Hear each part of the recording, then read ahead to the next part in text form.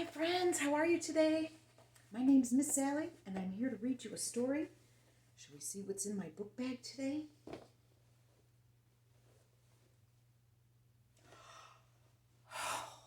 It's one of my very favorites. Now, I've read part of this book before. Do you remember? Uh-oh, it's upside down.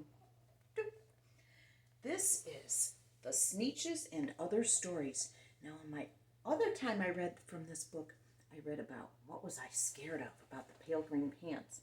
Today, I'm going to read all about the Sneeches. And that's the first story in this book. Are you ready? Now, the star-belly Sneeches had bellies with stars. The plain belly Sneeches had none upon theirs. Those stars weren't so big. They were really so small. You might think such a thing wouldn't matter at all.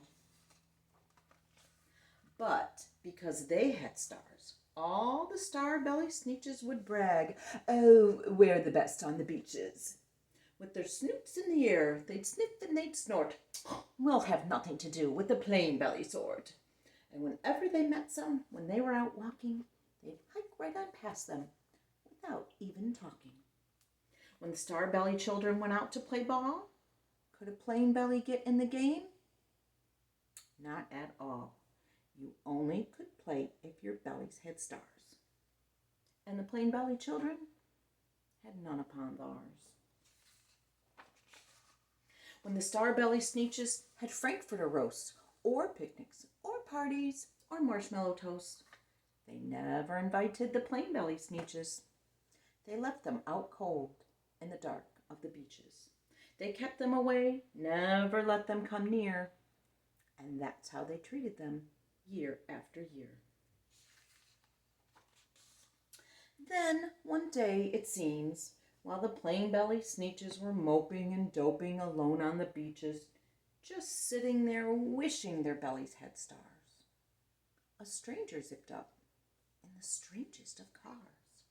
And he said, "My friends," he announced in a voice clear and keen, "my name is Sylvester McMonkey McBean, and I've heard of your troubles. I've heard you're unhappy, but I can fix that. I'm the fix-it-up chappie. I've come here to help you. I have what you need. My prices are low, and I work at great speed, and my work is 100% guaranteed." Then quickly, Sylvester McMonkey McBean put together a very peculiar machine. And he said, "You want stars like the star-belly Sneeches, my friends? You can have them for $3 eaches. Just pay me your money and hop right aboard." So they clambered inside, and the big machine roared, and it clonked, and it bonked, and it burked, and it jerked, and it bopped them about. But the thing really worked. When the plain belly Sneeches popped out, they had stars. They actually did. They had stars upon theirs. And they yelled at the ones who had stars at the start. "We're exactly like you now. You can't tell us apart. We're all just the same now, you snooty old smarties. And now we can go to your Frankfurter parties." "Ugh, good grief," groaned the ones who had stars at the first. "We're still the best Sneeches, and they are the worst. But now how in the world will we all know?" They all frowned. "If which kind is what, or the other way around."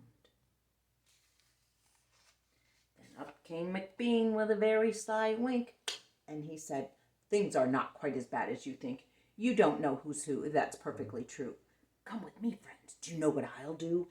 I'll make you the best Sneeches on the beaches, and all it will cost you is $10 eaches."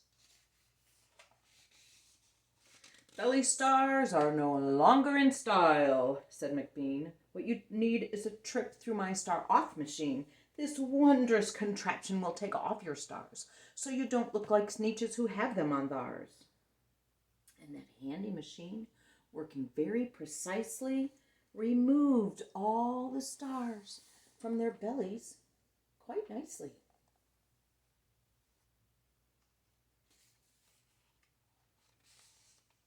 Then with snoots in the air, they paraded about. They opened their beaks and they let out a shout. We know who is who, now there isn't a doubt. The best kind of Sneeches are Sneeches without. Then, of course, those with stars all got frightfully mad. To be wearing a star now was frightfully bad. Then, of course, old Sylvester McMonkey McBean invited them into his star-off machine. Then, of course, from then on, as you probably guess, things really got into a horrible mess. All the rest of that day on those wild, screaming beaches, the fix-it-up chappie kept fixing up Sneeches. Now, there's two ways I can read this next part. I can read it fast, which is kind of funny, or I can read it slow, and you can understand it. I think I'll do both. I think I'll read it slow first, and then I'll read it fast. Okay? Off again, on again, in again, out again, through the machines they raced round and about again, changing their stars every minute or two. They kept paying money. They kept running through, till neither the plane nor the star bellies knew whether this one was that one, or that one was this one, or which one was what one, or what one was who. Okay, now I'm going to read it fast. Are you ready? It's kind of fast. You got to listen fast.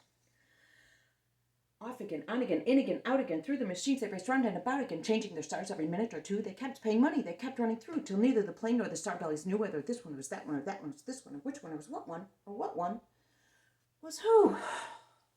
Wasn't that one fun? Then, when every last cent of their money was spent, the fix-it-up chappie packed up and he went. And he laughed as he drove in his car up the beach. They never will learn. No, you can't teach a Sneech.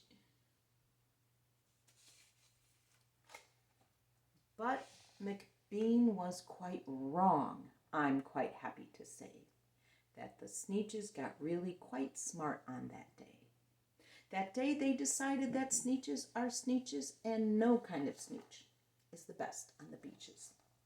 That day, the Sneeches forgot about stars and whether they had one or not upon theirs. The end. Now, there's two more stories in this book, and they're very short, and I'll read those next time, okay? That's all we have for today. I hope you liked that one. That's one of my very favorites. I'll see you next time.